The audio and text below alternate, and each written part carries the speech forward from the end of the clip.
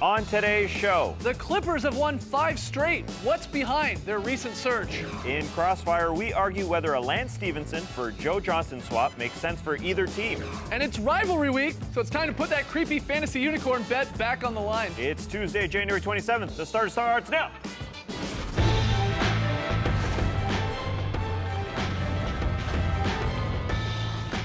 Good day, Sweet World, and welcome to The Starters. Whether you're joining us live online, listening to the podcast, or catching us on NBA TV, we're very, very happy to have you. I'm Jay Skeets, and alongside me, as always, that's Tess Millis. Little known fact about the Starters, we say the name Vonteego Cummings before each and every show. That's right. To my right, Starters blog editor Trey Kirby. Hey-o. Hey-o! And finally, it's the international man of mystery. It's Lee Ellis. Friends. Lele. Lee, all right, fun show for you tonight. We got Crossfire, the up-down report. But before we get into the main topic, I want to let you know that on tomorrow's show, Wednesday's episode of The Starters, we're going to make our NBA All-Star Game reserves. We'll pick them, we'll select them, and I'm sure that we'll debate a few, both in the East and the West. Of course, you can catch it live online on NBA TV. We got it in podcast form as well, 6:30 tomorrow night. Again, on NBA TV. Can't wait. We'll get into the reserves. And then they officially announced them there. You see at the bottom of the screen, Thursday at 7 p.m. on TNT. So that's tomorrow. Exciting. Tonight, talking about a few teams who have started to find their groove after some maybe slow starts or some rough patches to their season. We'll start with the Clippers. Jamal Crawford, big in the fourth quarter for the Clips last night, scored 21 of his 23. The Clips rallied for the 4-point win over the Nuggets. Blake Griffin, just shy of a triple-double. But more importantly, it was the Clips' 5th straight win, and suddenly, it feels sort of out of nowhere, the Clippers are tied for 4th, or they're tied for 4th, but actually have that 4th seed in that crazy Western Conference race. So, again, after a slow start, so to speak, what to you has sort of been the difference maker with this Clipper squad? Yeah, the first half of the season, everybody's asking, what's wrong with this team? What is wrong? And people want to point to something, a particular move, a transaction that happened. It's not the moves with this team. The moves with this team actually left them with less talent, I agree. I would say. But they've just gotten it together. They just decided, hey, it's our time to flip the switch. It's our time to make a focus, or just make this season ours, really. Let's do this. And again, those moves, it's not what's made this team better. They have 2 great players at the 4 spot and the 1 spot, in Blake Griffin and Chris Paul, that can play with anybody. You've got guys like Spencer Hawes doing the rondo. How is that possible? Guys have just decided they wanted to play, and they're just coming out to play in this Western Conference. They've got to. And again, those transactions aren't what's made them better. Jordan Farmar was waived after signing with LA using the biannual exception this past summer, a tool that teams over the cap can only use once every 2 years, so they gave up the ability to use that next season. They got rid of a first-round pick and Reggie Bullock, who hasn't got minutes. They traded him along with Chris Douglas-Roberts, so their depth at the wing has gone bye-bye. And inbound came Austin Rivers, who hasn't been able to make his way in the NBA thus far, and Dante Jones, a veteran guy who's just a veteran guy, a guy who cheers off the bench, but that's what they wanted. They wanted guys who could cheer and just get the momentum of this team back together. And that's exactly right. Their starting lineup has played more minutes than any other five-man group in the league by like hundreds and hundreds of minutes, and it's okay because they score like crazy. They defend at a top 10 level. It's like Doc has said, we've got 6 guys who I trust and a bunch of guys who are going to be good for chemistry and clap along.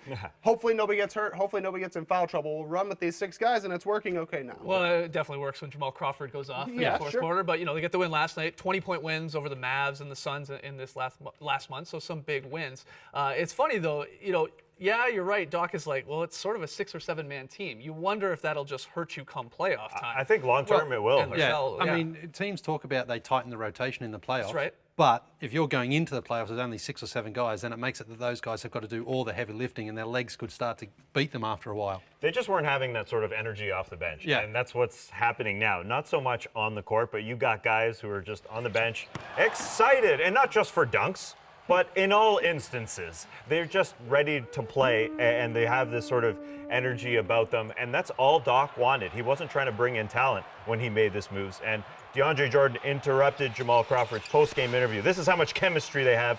He wanted to encourage people to vote for Jamal for 6th Man of the Year through song. Can you describe the zone you were in that fourth quarter? 21 points in that final frame. I say 6th Man of the Year. Defensive play. And he sang it. 18 plus, 20 plus in the second half, fourth quarter. Talk to me. I can do this interview, fam. If I missed anything, blame it on my head, not my heart. Everything is right in LA again. They love each other. They're singing. Jamal Literally didn't seem to singing his like that. praises. Yeah, literally singing his praises there, DeAndre. DeAndre, though, that's fun. That's great. I like the lightheartedness with this team. It's sort of coming back, that playfulness with this squad. He's been great over Yes. this last little while, especially in these 4 or 5 games where they are winning. Defensively, 19 blocks in his last 5 games. He is getting back a little bit to that guy that was in the running for Defensive Player of the Year. Maybe not, by no means going to win it, but at least in consideration. And he's going to be an interesting dilemma for the Clips. And you see there his usage rate going up, so they're going to him a little bit more, getting him a little bit more involved offensively, still getting to the boards. Of course, the blocks are there as well. Just comparing what he was doing in November to January. But this is a guy whose contract ends. That 4-year, $43 million deal, that's a serious decision Doc Rivers, of course, and the Clips have to make about how much money do you give a guy like DeAndre? Do you try and keep him, or do you let him walk? I mean, you would think, again, especially you pointed out, Trey, how sort of shallow this squad is, how important he really is. Super shallow. And you think they'd have to pay him some money. Basically best friends with Blake Griffin. Yeah. That's definitely a bargaining chip in his favor. You have to imagine they're going to basically pay DeAndre whatever they have to pay him to keep him around, because if you lose him, who are you going to pick up that's going to kind of slide in there? And if that team's this shallow already, not good. I think some people, they'll go, DeAndre Jordan, a max money type player or close to, and people say, no way. I mean, he's Big guys, though. to some extent, maybe one-dimensional a You little need a bit. rim protector, I though. know, but then you sort of see how he fits with the team, and it makes a little bit more sense. Yeah, I think his role is similar to Kyle Korver's in Atlanta. Obviously not the shooting, but he's a role player who's a specialist, and he does it so well that they absolutely have to keep him. He's critical to their success because he understands what he can do and he understands what he can't do, and he never really tries to get out of his lane. He just goes down there, tries to rebound, tries to block shots, tries to alter shots, and on the offensive end, they just lob the ball up, he catches it and throws it I down. mean, a little more comparable even to like a Tyson Chandler. For sure. Younger, maybe more explosive Tyson Chandler. Yeah, and I mean, that's what they need. And now coming into this offseason, the Knicks, we know, need anybody. So they're going to throw a lot of money at him if he's available, and the Clippers are just going to have to match it if they really want to keep him. I think it's a no-brainer for the Clippers. Oh, for sure. You got to. I it. agree, but I Give just him think money. some of these teams that need a big guy will chase after him as hard as they can, and it's going to put pressure on the Clips. The Knicks are going to chase everybody. One position we've talked about a lot with the Clips is that sort of 2-3 in terms of a guy that can knock down the three, can defend a little bit. Matt Barnes has struggled at times this season, but he's on a bit of a tear knocking down the shot. Yeah, the Barnyard Dog has actually been pretty good. He was definitely hated on coming into the season. He started off horrible, just bricking everything, and he was the clear place to upgrade. But he's right now a career high in three-point percentage, threes per game. He takes more threes than he ever has before. If he can keep it up, he at least solved the starting wing problem for them. There's still the backup wing problem, or if anybody ever gets hurt, if anybody ever gets in foul trouble, they could be in trouble. Seriously. But it's nice to actually have some guy that's stepping in and doing his job. I'm not buying the whole Matt Barnes is great again. I'm not buying. He's going to be 35 soon. I mean, he's slower on defense. He's playing the most minutes of his career. He's shooting more, as you said, but this percentage, I don't know if it holds up. I mean, it's incredible for him right now. He's getting wide open shots, though. Yeah, that helps. I mean, he's taking them, which is a good thing. I wonder if Doc Rivers traded all those backup small forwards and guards just to give Matt Barnes some confidence. Hey, man, this is your role. You're going to play as much as you possibly can, because they are 6 deep. This team is extremely shallow, but I want to see Matt Barnes do it in the playoffs. Jumping from the West to the East, another team that, of course, is, again, starting to figure it out. They're going to play tonight. It's the Cleveland Cavaliers, winners of 6 straight, the Cavs are. Play the Pistons tonight. Could make it 7. It's in Detroit.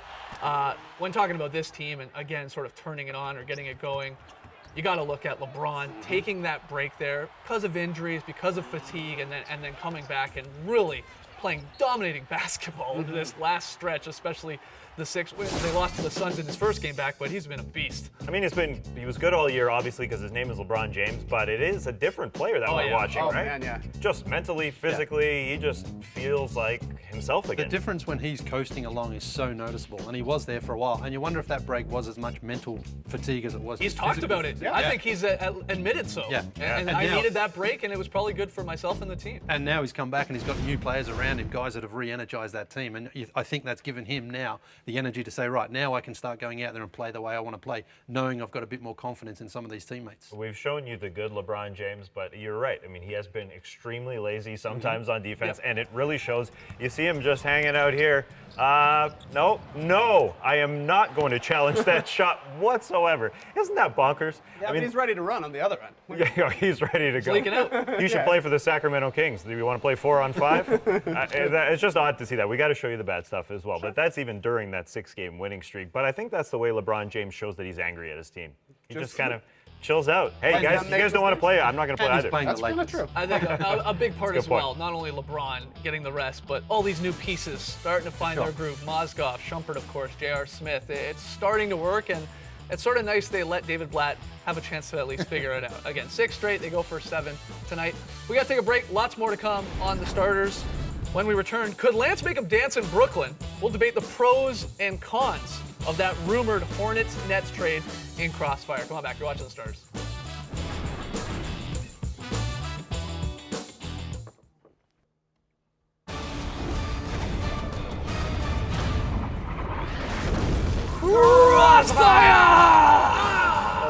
Welcome to Crossfire. If you're new to the show, this is how it works. Trey will give Skeets and me 3 topics. We'll debate each one, and at the end of it all, Trey will declare a winner. Trey, what is the first topic, please? First question, according to Woj, the Nets and Hornets recently resumed trade talks, this time with the deal centering around Joe Johnson and Lance Stevenson.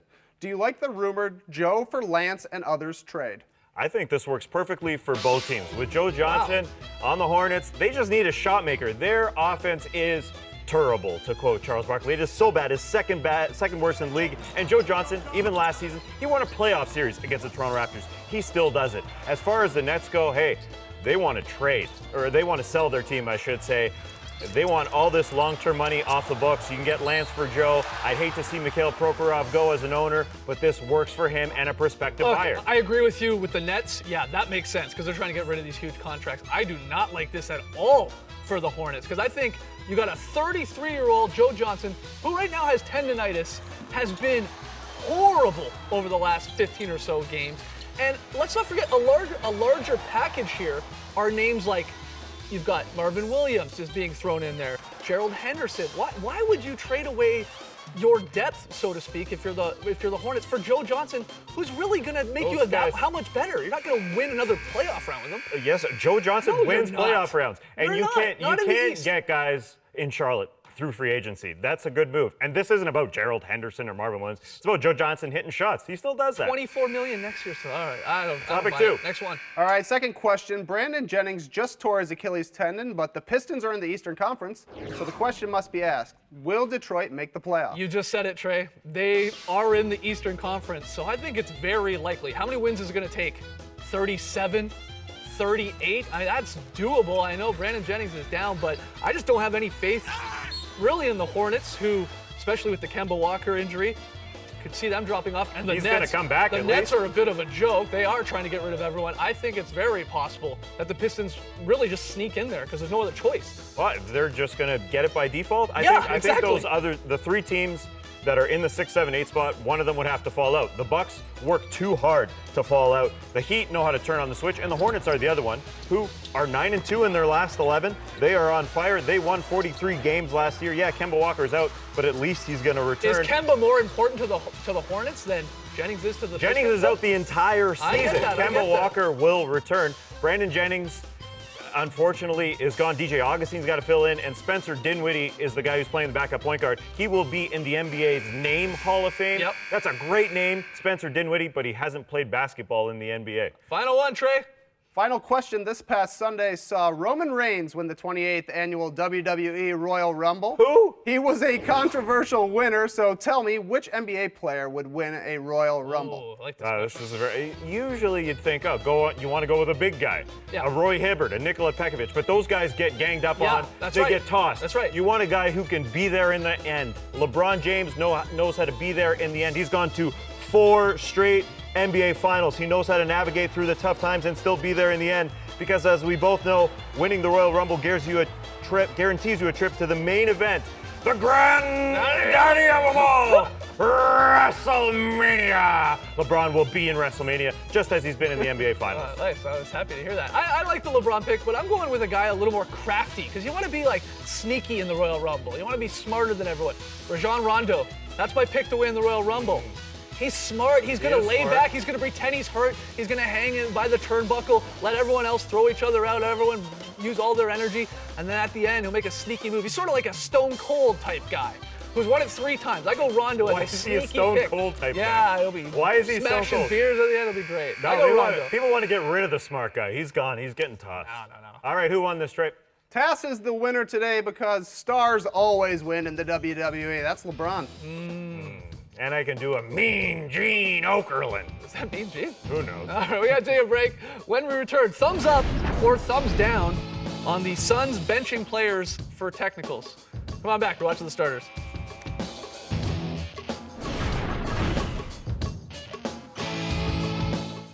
Ooh. Back with the starters into the up-down report where we figure out where the four of us stand on some hot button topics. Our first one, play along by the way, jump on Twitter, hashtag the starters, thumbs up or thumbs down. First one is the Suns, benched for a tech rule. Suns coach Jeff Hornacek, that is the new rule. Immediate removal from the game and no return if a Suns player gets hit with a technical foul for arguing. We've seen it with Markieff Morris, Goran Dragic already. You guys, the three of you, are thumbs down. I'm the only one thumbs up for this. Why is that? I love this. He's got, for a couple of reasons. Hornacek knows that his team leads the league in technical fouls. Players arguing with refs and getting needless fouls called on them and giving away points. He's tired of it. He tried to say, hey, cut it out. It didn't work. So he has to put a rule in place. You do it, you sit. And he's sticking to it. I absolutely love it. Definitely good reasons, but this isn't high school basketball. You're going to lose games if you're benching your best guys for complaining. You're going That's to what lose happens. games too with giving away free points. All right, I'll give away 2 points here and there over the course of a game compared to benching Goran Dragic for the third and fourth quarter. No thank you, especially for the Suns, who are in a playoff race They in are. a crazy hard conference. It's fine to have team rules, but you shouldn't punish the whole team for a guy who maybe has one little moment of madness because... Then don't argue with the ref. Okay, That's yeah. what he's trying to tell them. Yeah, but Okay, Dad. look, the refs make what he's bad had to do, decisions, obviously. and the refs are very trigger happy on some of these texts as well. Sometimes you have to take that into account. But also with Goran Dragic, as Trey mentioned, they're in such a tight race. They can't afford to drop any of these games. So instead, why not bench him for 5 minutes and say there's a 5-minute rule? Or the next game you come off the bench or something like that. Rather than leave him out of a game for a whole quarter and a half. He's one of your best players. He's potentially an all-star. Yeah, if you want to lose games, I think this is a really good idea. I mean, when Markieff Morris went out, they were up 1 against the Clippers. Then they lost the rest of the game by 21 points. He was really needed in that game. He's obviously and then he thinking, sat down. Yeah, but he's obviously And this is actually, Hornacek this is has thinking come from the long-term front with office. this. This has come from the front office. He's This talked hasn't about come it. from Jeff Hornacek. It's come from the front office. It He's- doesn't really make sense. This team is booting the season in a way by getting guys off the floor for quarters at a time. It doesn't make sense. They are trying to put a policy and a mindset They're looking in forward place to here. next year and the year after that. Exactly. It seems Well, like. I mean, what the best team in the league does that? The Spurs. They do that. That's the mentality. It's not just right get now, this benched for game, the this rest of minute. the year? Or the rest of the my point game? is, there's Rest a of bit the of a year. long-term scenario. Or you're wrapping your head around. And I get the that. organization. Yeah. You're as going to be a squad. great dad. Interesting. I hope to be one day. Next one. Second one. Up-down report, guys. The Grizzlies championship belt giveaway. They're going to give away these crazy, again, WWE-like belts to the first 3,000 people this Saturday night. Trey is up. I'm up. Lee's up. Cass, down. Don't like the championship belt? Look, I like the actual belt, the actual goodie that fans are going to have in their hands, but we're talking about WWE fans here. 5 minutes into the game, they're going to be turning to the guy or the girl beside them and hammering them. Right. That's what you do with belts. Why on earth would you provide that sort of gear, that chair-like thing? Well, there's only in the 3,000 arena? of them. Oh, there's only 3,000. Yeah. Only 3,000 injured people. That'll work. You like No, this? yeah, I like it because people love this sort of stuff. When I was a kid, I would have loved to wear a belt. Anytime you have any competitive instinct with your friends, you want to carry that belt, put it on, yeah. wear it over Yeah, your like shoulder. Rasheed Wallace did when Exactly, he was yeah. in the People love NBA. this stuff. I think it's great. Yeah, not to mention the Grizzlies are the perfect team to be a world champion wrestling belt giver awayer. This is a grit and grind team with a bunch of tough guys. They seem Yeah. like they would be wrestlers, maybe. Yeah, okay, let's hear. Up or down on that. Hashtag the starters. All right, final one here, guys. The Rockets and Warriors have unveiled their new Chinese New Year jerseys. We're going to show them to you here.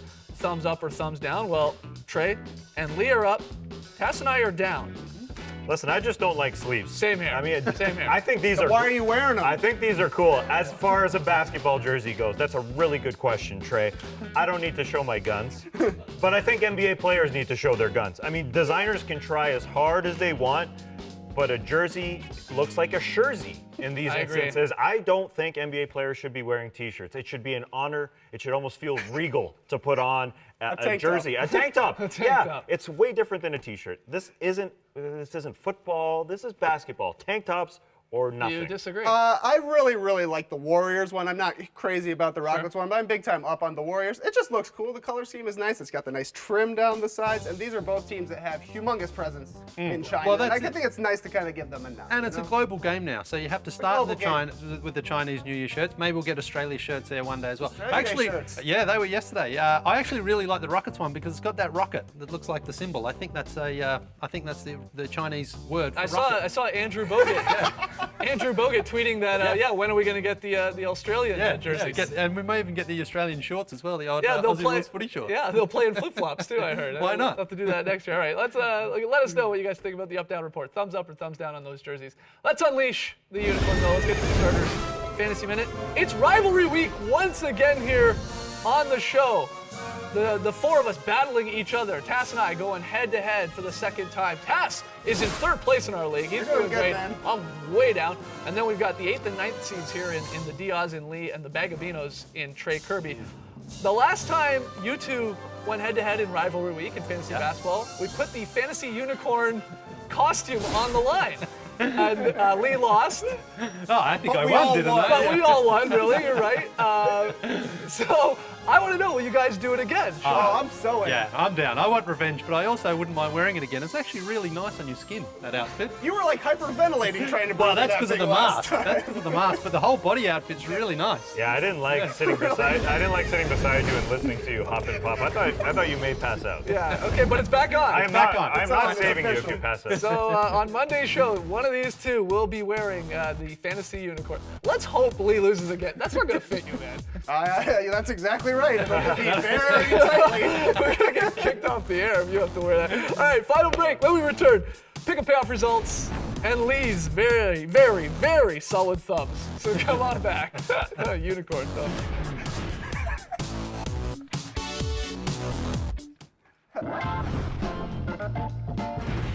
Back to the starters, pick and payoff results from last night. Tass and I both went 4-1, so nothing changes for the month of January. I'm still 2 games up. Tonight's picks, they're key, and we disagree on some. We both like the Cavs, Warriors, and Wizards, but we disagree on the Bucks and Heat, Grizzlies, and Mavs. Mavs aren't losing 3 in a row. Huge I'm games. coming back. Huge games. Guys, tonight on NBA TV, by the way, Sprite Slam Dunk Contest participants will be revealed, but Lee, very solid play of the night. Going to the Clippers and the Denver game from last night. It's a bit of a wild one here. Watch Chris Paul. He gets possession, and he's got some of the safest hands in the league, but he kind of nearly throws this out of bounds. Jamal Crawford saves it. Matt Barnes with a beautiful layup. Critical point of the game. Great play by the Clippers. Chris Totally Paul. not solid at all. It is solid because What? look at that catch. Zero flicks bounce it back, passes. and when we get a layup, and There's that's no what I pump fake call party. a very solid play. All right. Man. I don't know about that one. Do better tonight. But I do know on tomorrow's show, we are going to pick and debate our All-Star reserve. So join us then. It'll be a lot Thank of you fun. for joining us, folks. And remember, drive slow over potholes or else you'll be popping a wheel and sweating. Woo! Race the night, people. Jeez.